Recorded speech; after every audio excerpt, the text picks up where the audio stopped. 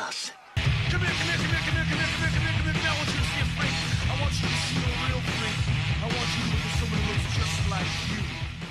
Ah, the 90s. A decade truly like no other. While it's easy to give it a bad rap, and believe me, I hear it all the time on the channel, I feel that oftentimes people really do forget how awesome it was. We had the best toys, we had the best music, seriously, there was something for everybody. And as far as film and pop culture go, well, I mean, I believe it remains totally unmatched. It was such a renaissance of creativity at times, you know? I mean, real swings were taken here by major studios, and the aesthetic in the 90s seemed to almost change daily, on subconscious levels at least. Really giving us some holy shit films. Oftentimes, like, major studios, like I said, taking these big swings, would gather sometimes the most unknowingly perfect group of people to produce products that maybe scared the shit out of the studios, or at the very least confused the studio heads. Then again, you know, maybe that was the best part. Things just weren't as formulaic back then. Don't get me wrong, exceptions to every rule. And oftentimes, said exceptions were made to the film's detriment.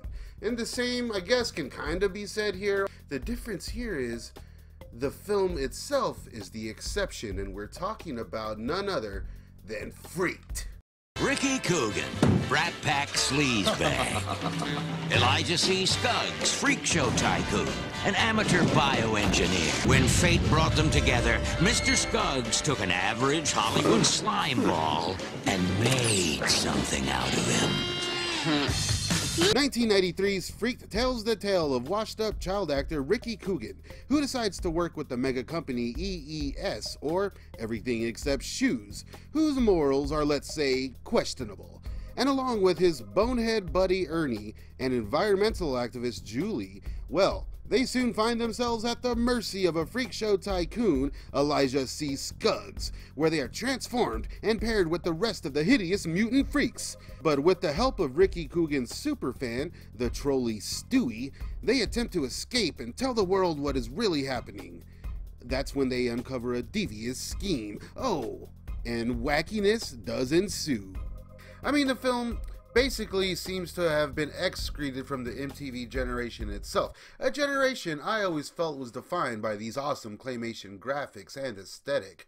You know, I was sad to see that whole vibe largely disappear over the years, as back in the day, you know, back in those days, you were able to see top quality animation on the regular just by turning on the TV, and it always stuck with me.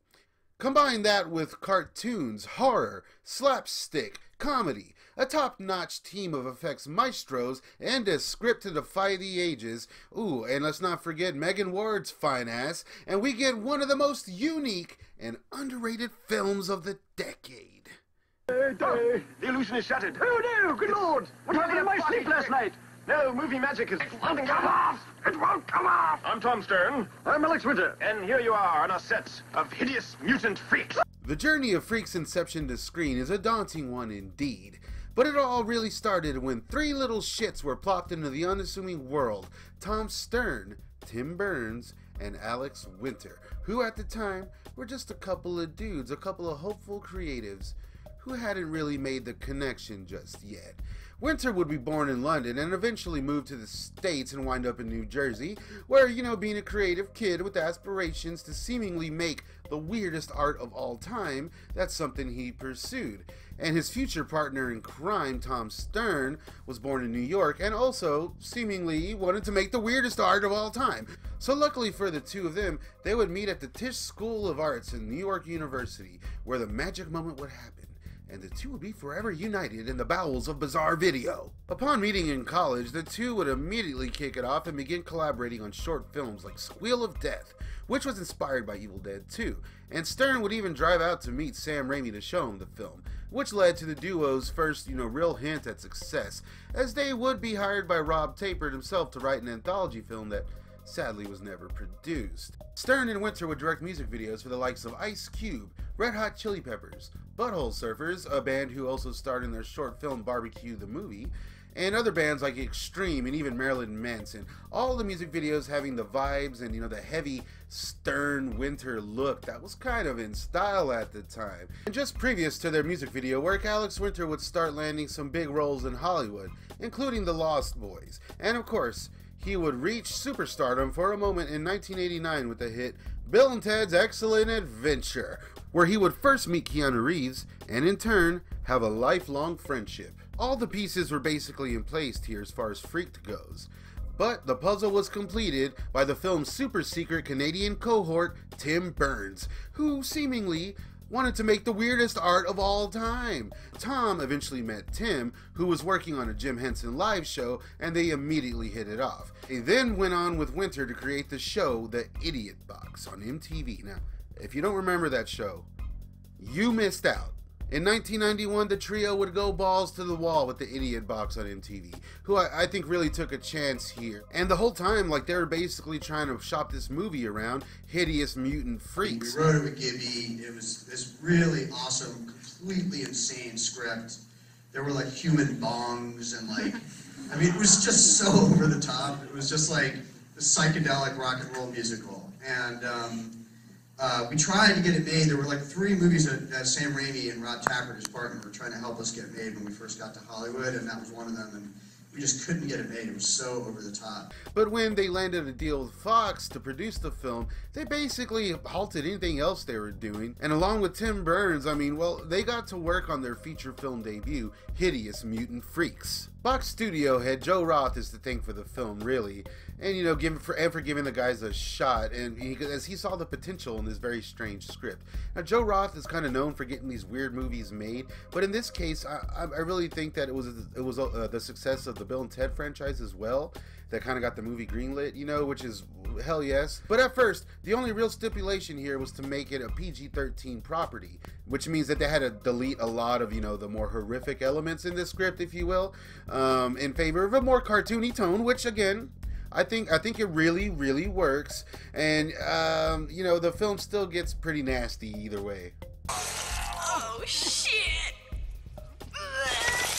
The 3 amigos here really pulled no stops. They went all out with the production. You know, there's some awesome sets here, including Freakland itself, and the utilization of classic things like matte paintings and forced perspective, etc. all really give the film an authentic, old school kind of campy feel that it's never really emulated since then. The guys basically hired the best in the business with the likes of Steve Johnson's of XFX, Tony Gardner and Alterian Studios, a studio that I've actually touched on before with effects artist Chet Zar, link above and in description.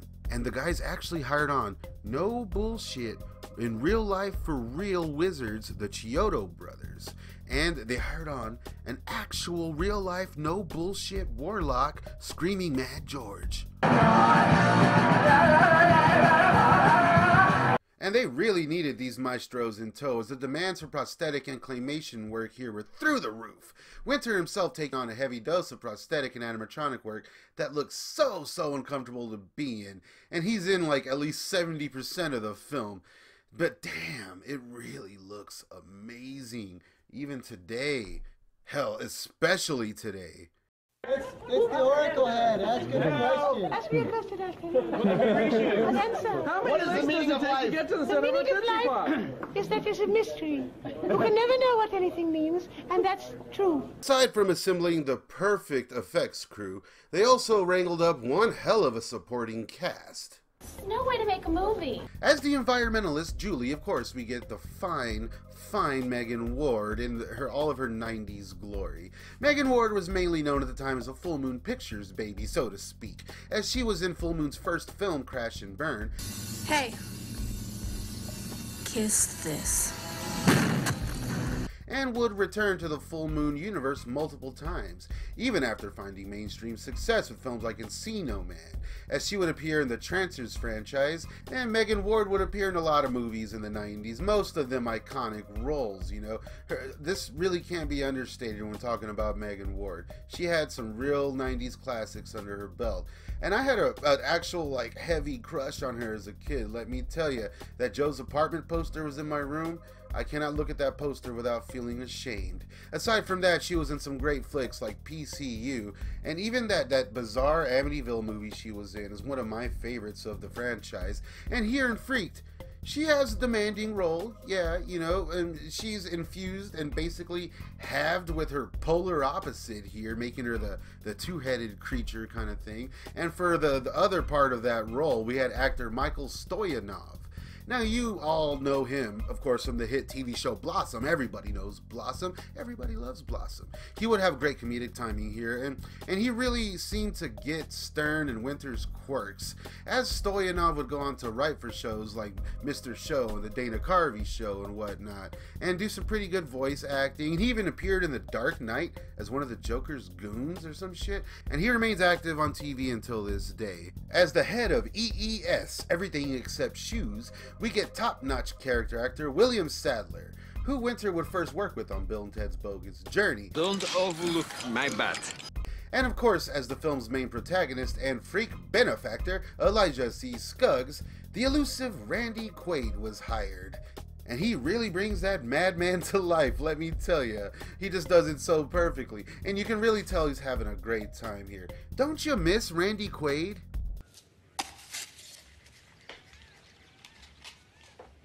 Bad for the environment.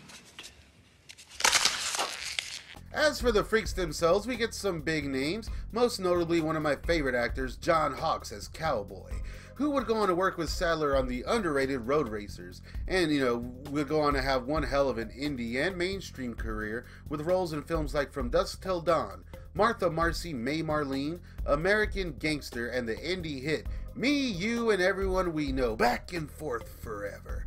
Hawkes would first work with Stern and Winter on their short barbecue movie. Hawkes, you know, of course, being a resident of Austin, Texas, is where he ran into these guys and met up and made these bizarre films, and even popped up on the Idiot Box, and is all there. It's a weird kind of Texas thing going on there, right? You got John Hawkes, you got the Freaked crew, you got Butthole Surfers. It is complete madness. Mr. T would be cast as the Bearded Lady, becoming one of the funniest freaks here as far as the whole Wild Bunch goes. He gives these weird monologues and he passes down sage advice, all the while dressed like a dainty woman.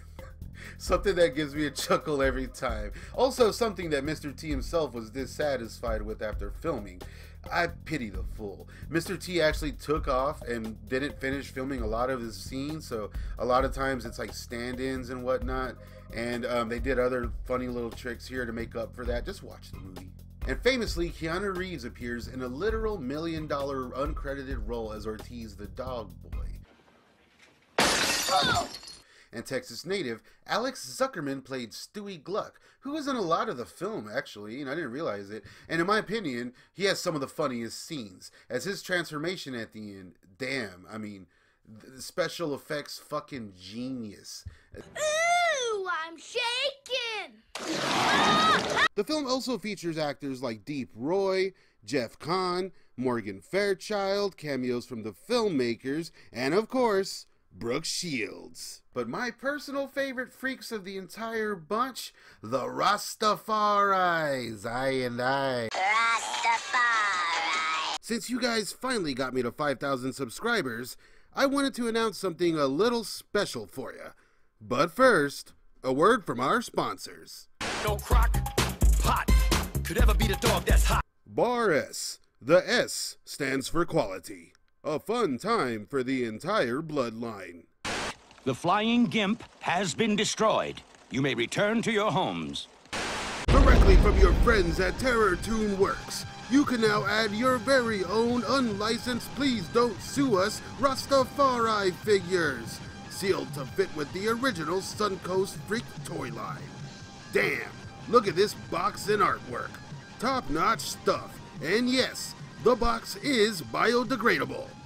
Check the link below to secure your figures now, and if you tag hashtag StaunchGang in the email, you get $5 off your order.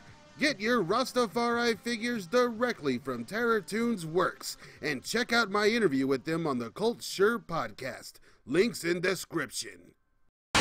You like cheese. You like being a man.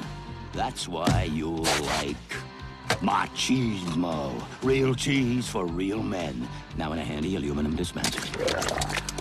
These custom Rastafari figures were made possible by simply meeting Terratoons Works owner Nicholas on the Freaked Facebook page, the strangest place on the internet. There you can see all kinds of obscure stuff like set photos and whatnot from Tim Burns himself mainly, and of course, the rest of the dudes. And we get some, hints and whatnot to deleted scenes here and there. Like right here, this picture that features all of the other Ricky Coogan films. Now, I'm assuming this was from Stewie's room or something. I don't know. I think we maybe see a little bit of it in the movie, but this is still a pretty cool picture. And mainly, this page, though, features the strong fan base the film has. Ravenous creatures, if you will, all sharing their thoughts and artwork and memorabilia. It really is amazing. The fan base here, or, the freaks, are just unmatched. In fact, a Freaked event is happening April 30th in Pennsylvania at the Mahoning Drive-In Theater, the halfway to Halloween market featuring Freaked in 35mm. If you make it out there, you can also scoop up your Rastafari figures from Terratoons. Tell them Staunch sent you. The 90s were a strange time. All kinds of shit was just so wacky, and films like this, like I said, they were being greenlit all the time. Maybe not this weird, but it was happening on a regular basis. Maybe they weren't mega hits, but it was enough to at least where they know, like, we'll make our money back on video or something like that. And I think that Freaked for the time being, like, without the correct marketing and whatnot, I mean, what the hell? The trailer must have been so odd for people at the time. I think it was just a little too wacky for teens of the day to grab onto. The overall aesthetic was definitely there, though. There was even a pretty hot soundtrack to boot. Like, back in the day, it seemed like they would make soundtracks to try to outsell the movie, And here we get original and classic tunes from Henry Rollins, Parliament Funkadelic, Butthole Surfers, and a lot of music from the band Blind Idiot God. But my personal favorites are the tunes written by Tim Burns. You never wanna, but you're gonna be the freak of the week. You never wanna, but you're gonna be the freak of the week. And sadly, as what usually happens with great films, it would be nearly in the 11th hour that studio head Joe Roth was fired, as upon a few poor test screenings, we got a title change and, a complete loss of faith from the studio, who would crap the movie out in theaters after its Toronto premiere and would quietly release the film on video in 1994. You guys remember that? I was there, man. And of course, with its release on video, the film found its fucking audience, an audience that was already there. I remember seeing the film on cable constantly back in the day. Like, it was on all the time. I also had an old VHS copy that I wore out, and I would always show this film to my friends, along with some of my other favorite 90s classics. Of course, speaking of which, check out my award-winning documentary, Forever, the untold story of Rock and Roll High School Forever, chronicling the very bizarre sequel to that film. Interviews with cast and crew for free right up there. And it wasn't even until 2005 that Anchor Bay released a loaded DVD, which has kind of become a rarity these days. Now, this DVD is amazing. I got my hands on it before. And I mean, it has everything from screen tests to multiple commentaries, really, being the definitive edition of this film till this very day. While this film would be Alex Winter's final starring role, pretty much, until playing a side role in the underrated film The Piano, from the same director as Corey Feldman's painfully underrated film The Birthday. Review of that flick coming soon. I'm glad that one's getting some love these days. But anyways, Alex Winter would of course go on to reprise his role in Bill and Ted 3, where he once again dabbled in elaborate makeup effects. Tom Stern has gone on to write many television shows at the time and has stayed largely relevant in the scope of Hollywood. And he's about to release his Butthole Surfers movie called The Butthole Surfers Movie, a documentary about the band who was there from the beginning. I just laid a turd that's the spitting image of Kim Basinger. Boy, if I had a dime for every time I heard that. She's naked, too. Really?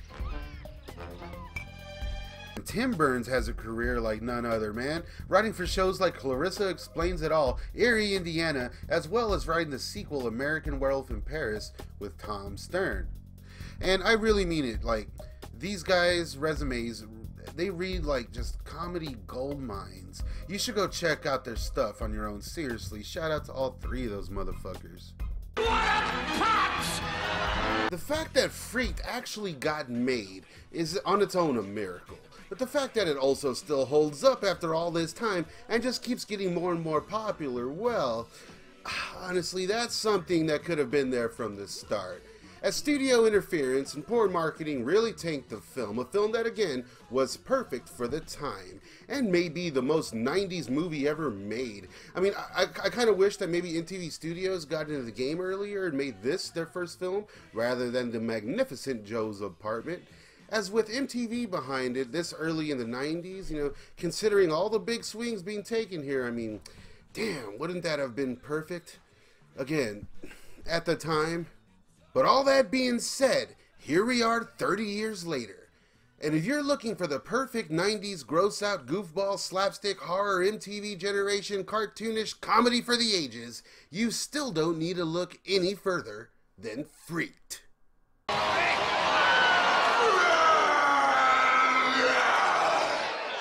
What a waste of $12.